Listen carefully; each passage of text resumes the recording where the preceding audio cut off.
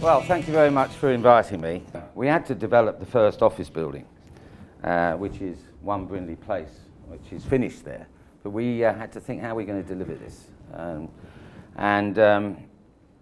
We basically had a beauty parade of various contractors. We'd already done the concept design. We had a guy called Tony Peake, who had a huge architectural practice with about 3 other guys in it.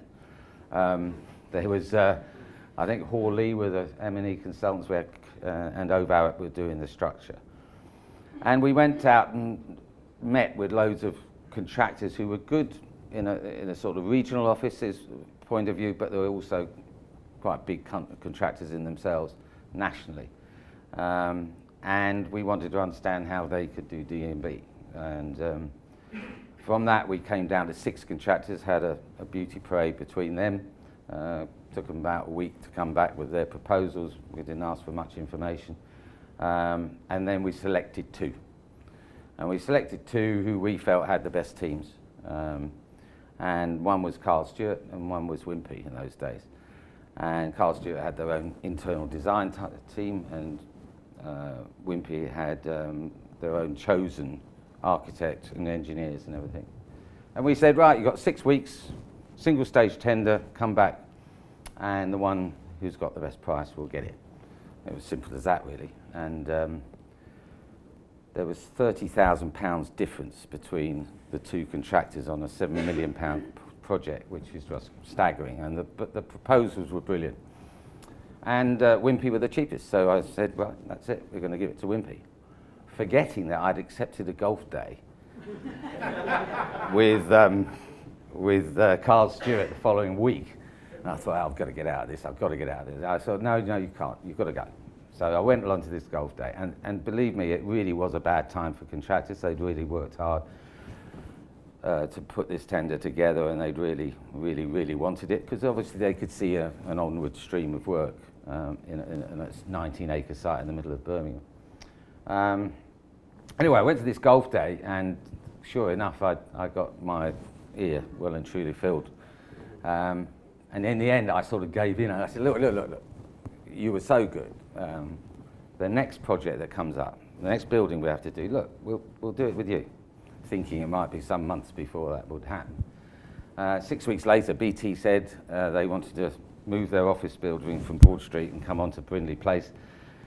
And it was a £13.5 million contract, and we negotiated with Carl Stewart, and that's the building. So they got a £13.5 million project negotiated, where poor old Wimpey had to tender very hard.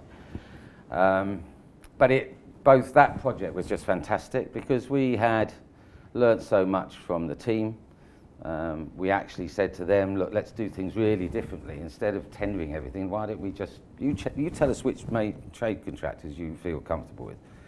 And that's exactly what we did. I don't think we tendered any of the trade contractors on this. I think they might have done a few of the smaller domestic ones. And we had a budget of 13.5 million, a cost plan of 15.5, and by working together and without necessarily spoiling the looks of the building or how it worked internally, we got to 13.5 million. And it was a fantastic project. As a result of that, we had 2 teams. Wimpey were doing a great job on 1 Brindley Place as well. So there were 2 really good teams, and we got to know the chief execs pretty well. And I took Richard Gregory from, by that time, I think they might have been HBG, and John Snowden and what's his name? His name's gone, from Wimpey, on separate dinners, and said, look, we've got these other 2 sites. We've got 5 buildings to do in Thames Valley Park near Reading. We've got 2 buildings to do in the City of London. Which do you think you'd be best at? Which suits you better? Of course, they both said, yeah, we both. And I said, no, it's not going to be that way. But actually, at the end of the day, I know that Wimpey felt they were stronger in the city, and actually HBG thought they were stronger out at Thames Valley Park. So that was it. We split it that way. And this was Governor's House, which was done with Carillion. Well, it was Wimpey, then Tarmac, and then Carillion. Fantastic building, which we managed to get the Prudential in. That was totally negotiated. That team then walked straight onto Alder Castle, which is another job in the city. We had about a year and a half between those two buildings. So that team, we basically took the whole design team, the whole construction team, most of the trade contractors just moved straight on to the next one. At the same time, we were doing Thames Valley Park, 5 buildings over there. We were really lucky as developers. We started 2 spec. Halfway through, we had tenants for both buildings. 3/4 way through, we had funds who wanted to buy them both.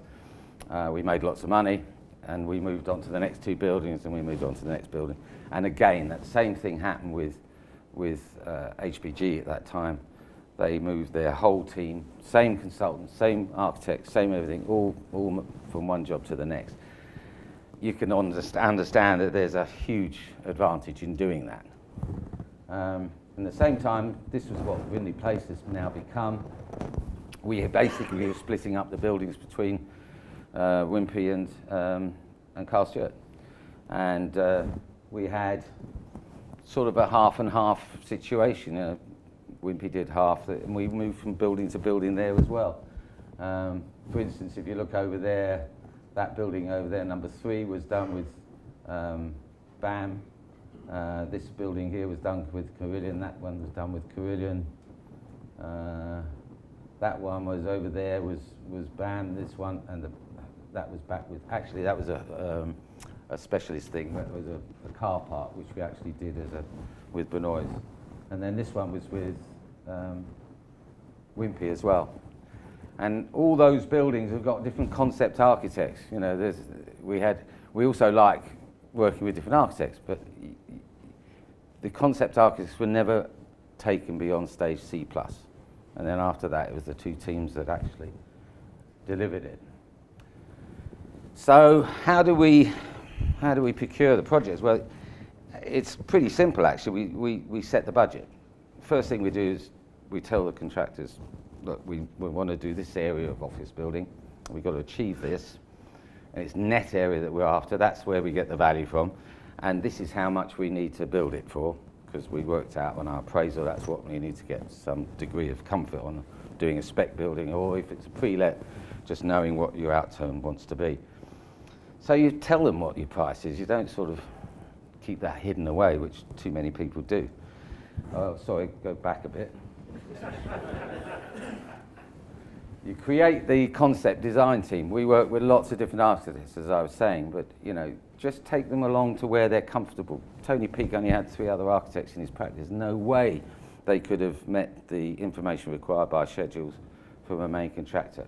No way you've got the right people to recognise how important it is to get detailed design right and work with trade contractors to get it right and think about buildability and things like that. Appoint and bring the supply chain in early. Not enough people do that, and you get so much value from bringing these trade contractors in early. They've done it. They've done more curtain walling than you'll ever do, so why not get their expertise in early? Every stick of aluminium, by the way, at Brindley Place was done by Glamalco. So we try to use the same trade contractors along the way as well. If they cocked up, of course you don't use them again. But most of the time they're anxious to keep that supply on from themselves as well. And it's all about relationships, isn't it? And then tender only when you really need to. And too many times people go out to tender and it's a hell of a waste of time sometimes.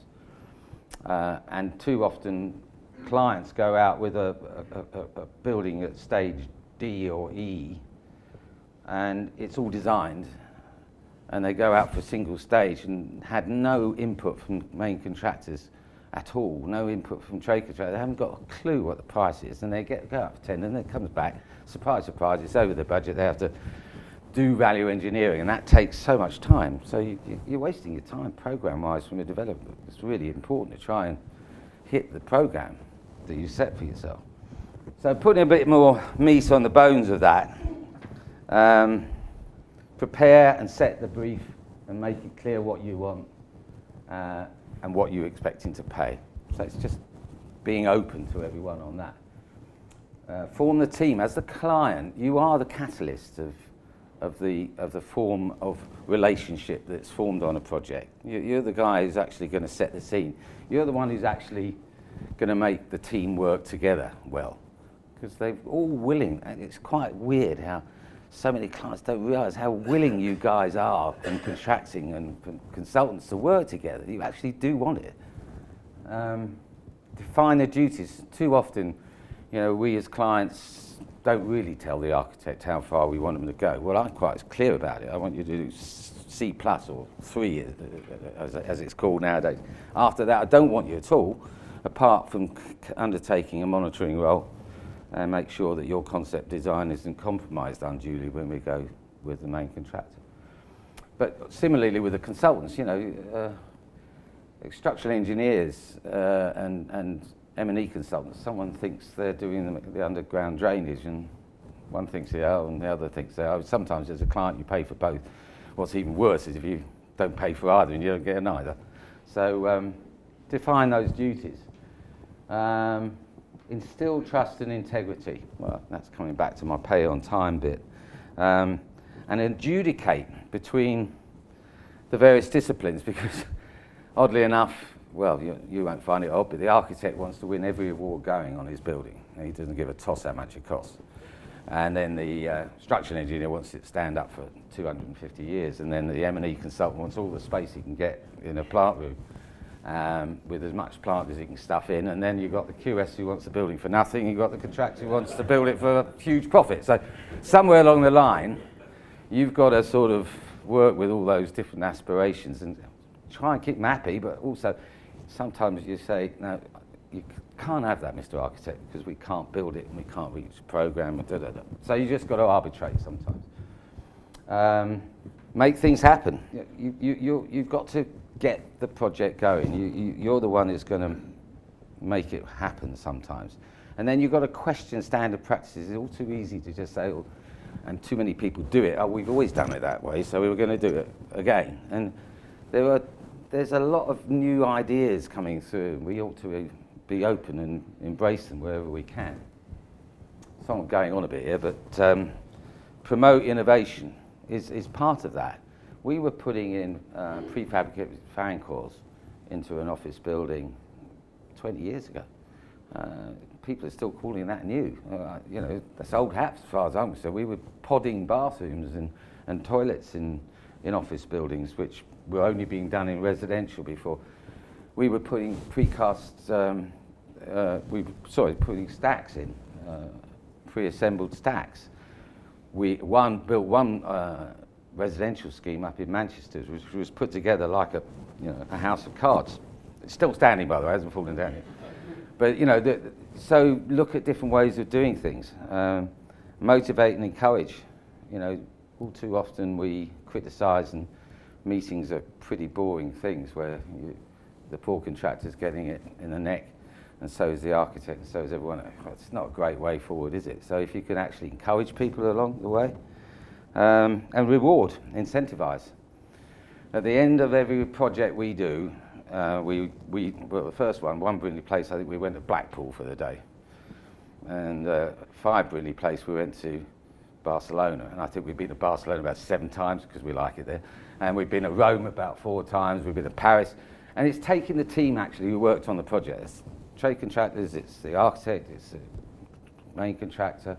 Sometimes it's the tenant if he's behaved himself. But it's basically a thank you. Thank you very much for what you've done. It's been brilliant. And because you're probably going to work with them again as well. And the contractor's going to be happy. He's got his profit. So actually what you want to do is actually thank the team who's worked with you. And then retain them if they're any good. You always will make mistakes on a project. If you make a mistake on that project, you're not likely to make it again on the next one, are you? You might make different ones, but you're not going to make the same one. And every building's a prototype. So the more you can bring along the same team and work time and time again, the better.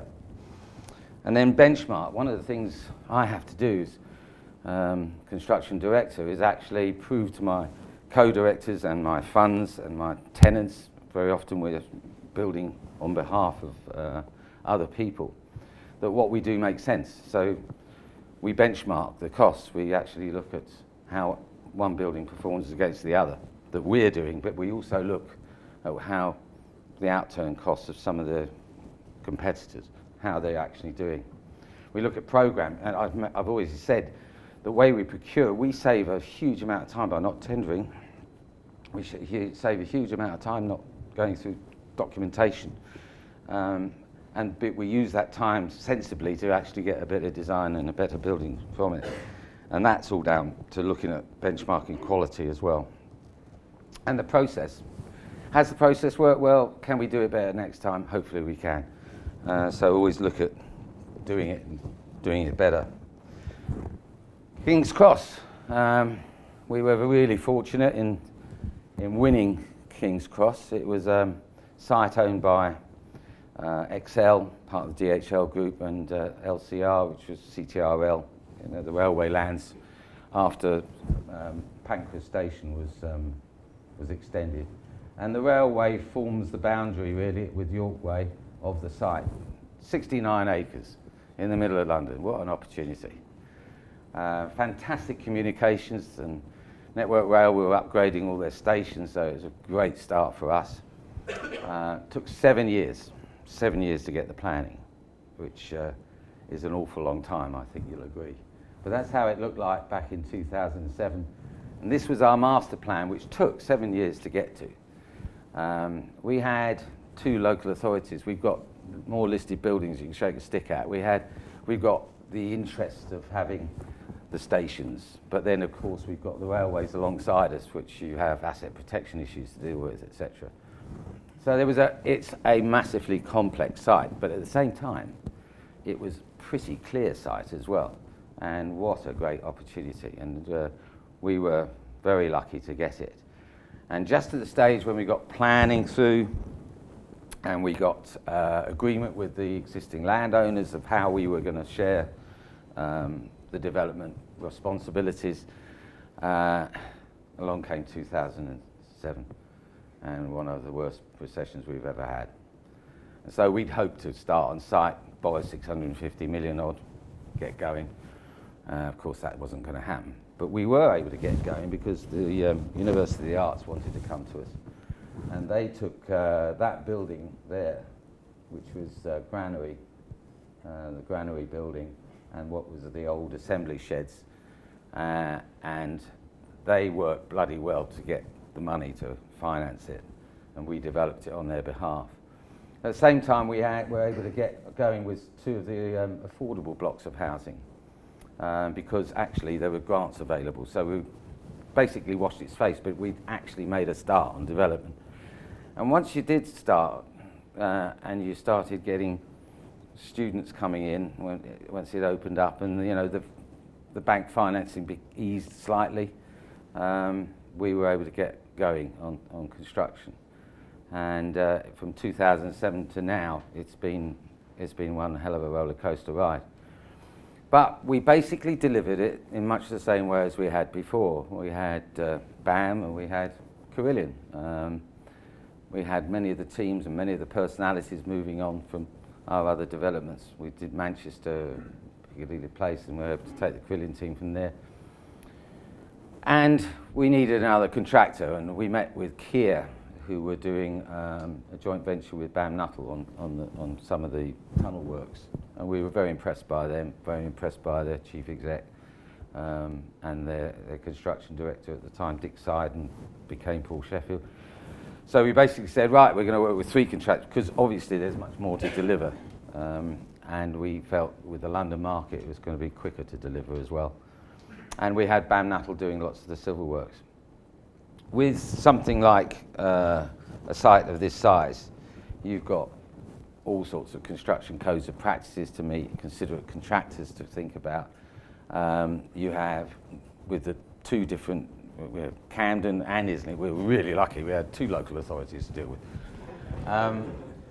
And of course we had an awful lot of stuff to deliver, and it's 5 million square foot of offices, it's huge. We've got 1,700 residential units to deliver. 40% of that's affordable, and we welcome that because we didn't want this to be a high-class ghetto. It's in the middle of Camden, which is one of the poorest areas, so it would have been wrong to try to ring-fence the place. At the same time, we had 500,000 square foot of retail to deliver. We had the University of the Arts. We got schools to deliver. We got a school for the deaf to deliver. We got muggers to put in. We got all sorts of parks and squares and public domain to create. So there's a lot to do, and to try and do it on a piecemeal basis with lots of different contractors would have just been impossible. By having the limited amount of contractors as we did, we were able to satisfy the local authorities. We were able to keep the various people around us, and we have lots of neighbours. And of course, we are creating our own NIMBYs. You know, we're building residential, and it's over a phased basis. So you're building next door to it. So you've got to have your contractors, staff, you know, really behaving themselves, keeping the streets clean and everything else. And by working with the same contractors time and time again, we didn't have to go through that massive learning curve with them. It was something that we worked together. And it has become a fantastic place. And I'm really proud to have taken it as far as I did until the end of last year. There's still more to do, obviously, but it has changed that part of London dramatically. And it's largely done, I think, and the speed we've done it in is because we've procured it and delivered it the way we have. Tell you a little story, actually. When we were doing Brindley Place, I was walking across the square one time, and there was this brickie, and I knew him very well because I tend to go outside a lot. And he was walking with his wife and 2 kids across the square. And what I thought was fantastic was he pointed to the building and said, "I did that one." And, oh, by the way, I did that one as well. I thought, good on you, mate. It's fantastic when people feel in our industry that they've all contributed to doing something. And when a brickie says that, it's just fantastic. Another story I'll tell you just very briefly is that I was walking across the square when we were about halfway through it, and we had lots of scaffolding up because there's a lot of brickwork at Brindley Place. And this very attractive young lady came up to me. I was wearing my Argent hat, a high-vis jacket. She said, "Are you anything to do with the development here?" I said, "Yes." She said, "Well, I've got a complaint." So I said, "Oh, right." I said, "What's that?" She said, "I walked past that building with all your brickies doing work on the brickwork, hanging off the scaffolding. And do you know what? I've never been wolf whistled to." Don't mind criticism like that, do you? So that's where we are now in 2016. A lot has happened in seven years. We've still got a lot to deliver, but by working with the contractor and the team, we've actually created, I think, a fantastically vibrant area. This was taken, well, you can see the buildings going on at the moment. Rab Bennett's building over there, Dimitri's building over there, Stanton Williams building over there. And all these people have come to watch Andy Murray win Wimbledon because we put a screen up there for him. And this is a nice hot day with those fountains, 1,080 spouts, and we designed it in such a way so that people can walk on it safely, play in the fountains. We welcome them playing in the fountains. We put the deck chairs out. They come along with their prams and the kids and the towels. And these are people who are coming from a very, very poor part of Camden and Islington. They can't afford to go to the seaside. They haven't got a car. So having something like this is just brilliant for them. This is a sort of canal-side dining that's there now. We've got the German gym. We've got the Leiterman. We've got Dishoons. We've got about 8 restaurants now. Getting that happening with the public domain is massively important. And we've got Jamie Oliver starting up with us very shortly in the Fish and Coal building. And we've got the University of the Arts. We've got 4,000 students. It's brilliant. You know, it's more the guys have got skirts on than the girls, but it's just lively. It's just there's a fantastic feeling of, you know, having that sort of mixture against some of the stale parts of London that have been developed. I think it's brilliant. And of course, we've got some fantastic office buildings. We've got Rab Bennett's building. We've got Allies and Morrison. We've got David Chipperfield. We've got Wilkinson Air. And then, of course, we're going to looking at living at King's Cross. We've got all the different architectural practices that we've used for the residential. This one here is particularly interesting. That's a gas holder that we had to take down and re-erect. And currently, we're building residential within a triplet that we had to rebuild. You couldn't do that without a lot of help from the industry. We couldn't have designed it and felt that we were actually going to be delivering it without knowing who that contractor was terribly early on. And we've got socialising at King's Cross. I mean, I have a flat there. I love it. It's just a great place to be. And it's only just going to get more and more vibrant. But we've still got probably about 50% of the development to complete. So it's still going to be important for us to think about considerate contracting. This is Tom Heatherwick, totally mad. But, you know, he's basically taken the old coal drops and run the roof up and creating a fantastic area for retail. It's going to knock Covent Garden to 6.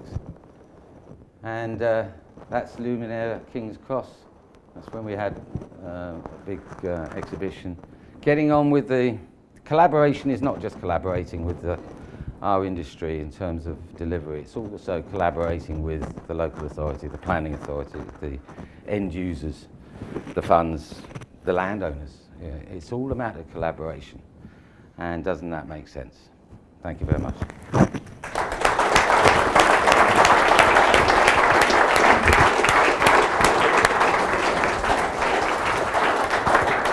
Tony, come and join me on the platform and did I see a hand? Yes. There's a microphone, is there? Yep. Because we're recording this so that we can come and get you afterwards. Chris Field of Vector Fortec, a specialist subcontractor. Did you monitor the payment cycle down the line to the specialist subcontractors from the main contractors? Very good point. Yeah, I mean, when we started off, we had this corporate secretary who Roger eventually married because she got dead gorgeous, who called Jane, and we said, look, we want to do 14 days. We'll pay within 14 days. As soon as the valuation's certified, we'll pay within 14 days. I made that very clear to the contractors, and of course, Carillion at that stage were doing 90-day payments and stuff like that. And I said, you're not doing it on our projects. So I think you have to make that fairly clear, because it would have been very easy, and I did monitor it. And I asked the trade contractors to come back, and I asked the consultants that were working for the contractor, are you getting paid on time? Because there's no point in us doing that and not getting the advantage of getting that from the trade contractors and the consultants as well. And she used to go along. It was quite funny. When we first said it, she was so determined that we achieve the 14 days, she used to courier the checks around to them, which was a bit different. Did you have problems convincing your backers, the bankers, of your approach? Yes. The obvious answer there is yes. But this is where the benchmarking came into it, to actually prove that you were getting value for money. And it's not always cost, is it? It's the value you're getting. And as I was saying earlier, you know, we have produced some really nice residential units on the basis of the quality we've achieved. The offices, from us, I said it very quickly, but not too many architects realise that you're looking at net area when you're trying to develop an office building. And if the M&E is taking too much space in the risers, and if the wall thickness is unnecessarily thick, you're not getting the best net to gross ratio you can get.